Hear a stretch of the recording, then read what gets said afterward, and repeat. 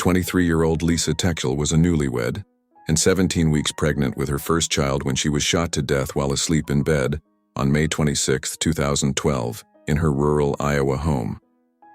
Her 21-year-old husband of only 7 months, Seth Techel, accused a mentally ill neighbor of breaking into their home and shooting her as revenge for an ongoing property dispute. What followed was an investigation full of twists, turns, and 3 trials before Lisa's killer was brought to justice. Lisa Caldwell and Seth Techel had been a couple for 7 years when they married in October 2011. They'd settled into a trailer on a piece of land outside Agency, Iowa in Wapello County, and were expecting their first child, a daughter they named Zoe Maria. The two had burgeoning law enforcement careers.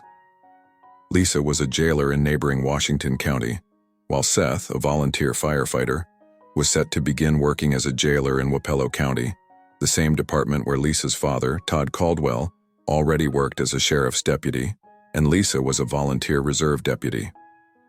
The day of Lisa's death, Seth told Iowa Division of Criminal Investigations, DCI special agents he awoke at 5 a.m.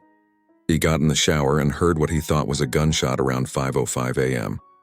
When he got back out of the shower, he saw the outside door open and found Lisa in the bedroom unresponsive with a gunshot wound to her upper left side. He called 911 at 5:23 a.m. But when paramedics arrived, they were unable to save Lisa and pronounced her dead. DCI and sheriff's deputies at the scene found no signs of forced entry or a struggle.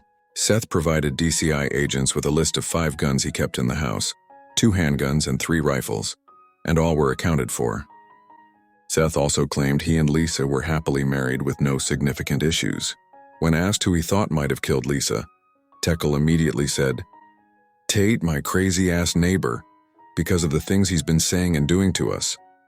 I honestly think the guy's off his rocker crazy."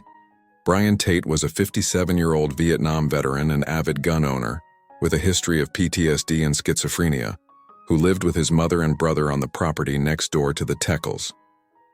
Weeks before Lisa's death, Tate and Seth Techel had gotten into a dispute over some garbage and a deer hide thrown onto Tate's property, among other incidents.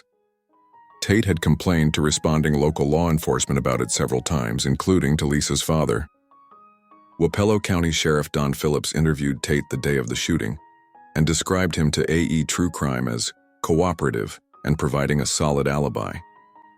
Tate claimed to be home asleep in bed at the time of the shooting, which was corroborated by both Tate's mother, who was awake at 5 a.m., and Tate's brother. When asked if he had anything to do with Lisa's murder, Tate said no. After we interviewed Tate, we were 100% confident